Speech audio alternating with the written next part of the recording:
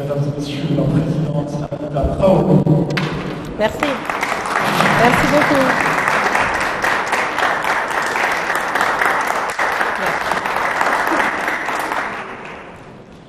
Mesdames, Messieurs, chers élus, chers invités, c'est avec une immense gratitude et une grande émotion que je prends la parole aujourd'hui pour célébrer le chemin parcouru par l'association Chance et Protection pour toutes depuis sa création en 2014.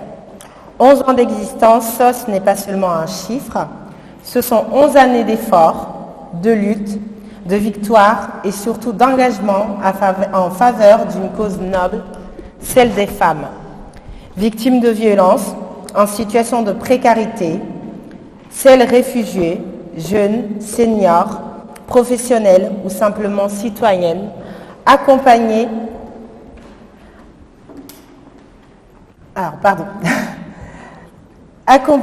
et sensibilisées à des enjeux majeurs de notre société. En 11 années d'existence, l'ACPPT a touché chaque année la vie de plus de 1600 bénéficiaires directs et plus d'1 millier de personnes ont été impactées par nos campagnes de sensibilisation annuelles à l'approche des grandes vacances scolaires sur la thématique de l'excision. Ce sont des chiffres importants, mais au-delà des statistiques, ce sont des histoires humaines qui nous rappellent pourquoi nous sommes ici. Ce sont des mères, des filles, des sœurs, souvent de parfaites inconnues, qui parfois sont devenues des amies. Elles ont trouvé chez nous une oreille attentive, une aide concrète et parfois un nouveau départ.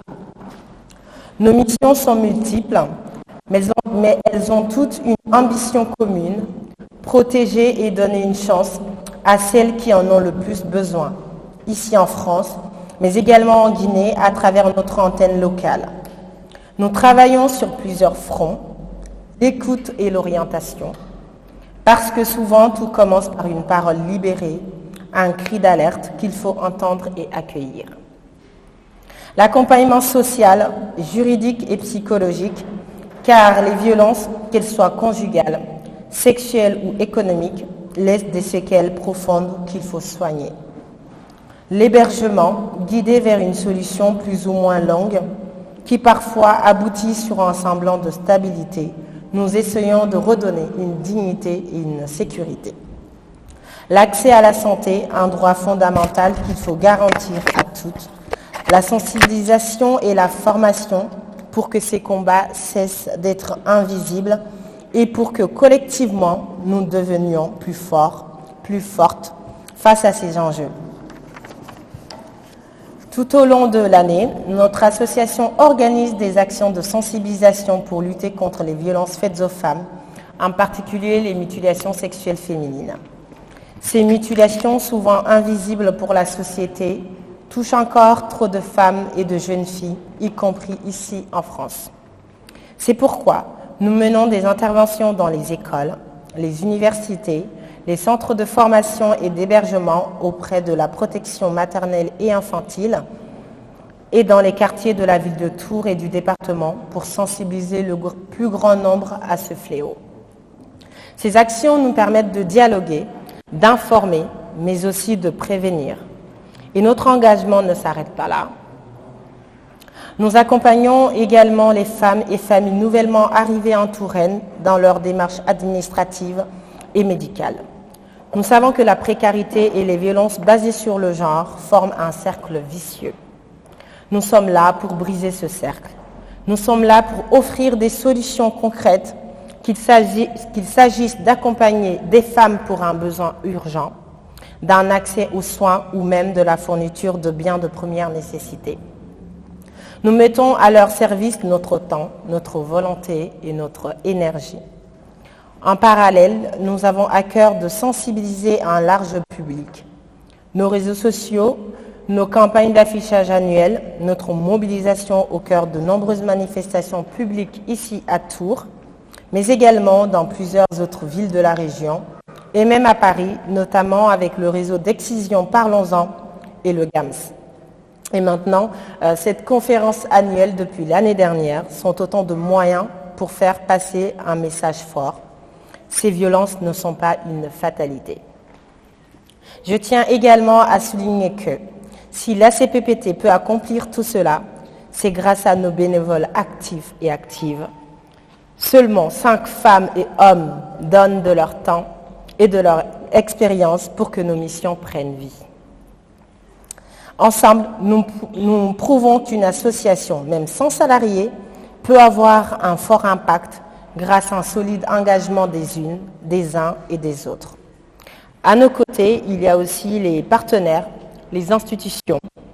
J'en profite pour chaleureusement remercier la mairie de Tours pour la mise à disposition de ce magnifique lieu. Depuis près de 11 ans, la lutte pour l'abandon de l'excision est devenue ma thérapie. Je suis née en Guinée. Petite, je pensais qu'il n'y avait rien de plus normal que d'être excisée. Je le pensais tellement au plus profond de mon être que le refus de mes parents face à cette pratique me paraissait totalement utopique. Et j'avais raison. La Guinée est l'un des pays enregistrant le plus fort taux de mutilation sexuelle féminine avec 97% de femmes excisées.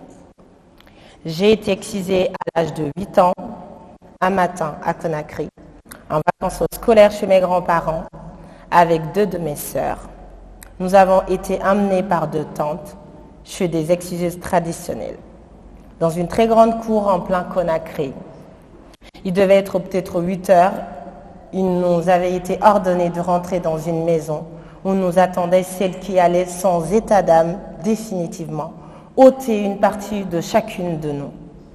Nous étions 4, mes 2 sœurs et une autre fille.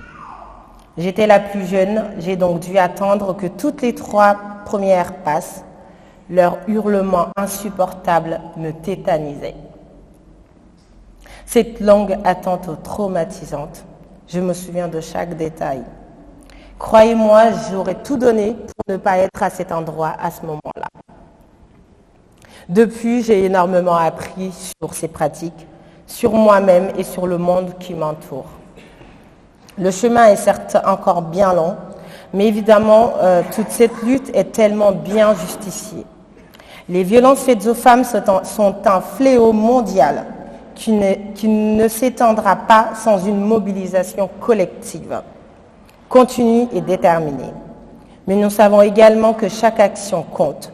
Chaque femme sauvée, chaque enfant protégé, chaque professionnel formé, c'est une victoire. Ensemble, nous avons le pouvoir de changer les choses, pas à pas, histoire après histoire, femme par femme. Aujourd'hui, en regardant tout ce que nous avons accompli ensemble, en équipe, en réseau, par les femmes, pour les femmes, je suis si fière. Tellement fière d'avoir tout ce monde à côté. Tellement fière d'avoir mon équipe à côté de moi. Merci à vous. Votre soutien est inestimable. Donc permettez-moi de lancer un appel. Un appel à l'unité, à l'action et à l'espoir.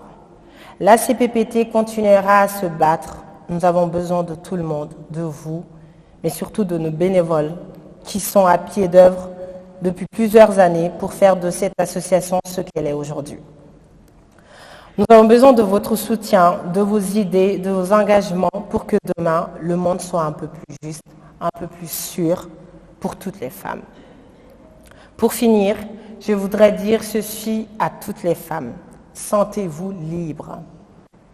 Et à toutes celles concernées par les mutilations sexuelles féminines, à toutes celles qui se sentent de ce fait incomplètes, aussi paradoxal que cela puisse paraître, j'aimerais vous dire, sentez-vous libres et entières. J'ouvre ainsi la première édition de notre conférence Libre et entière pour la lutte en faveur des mutilations sexuelles féminines.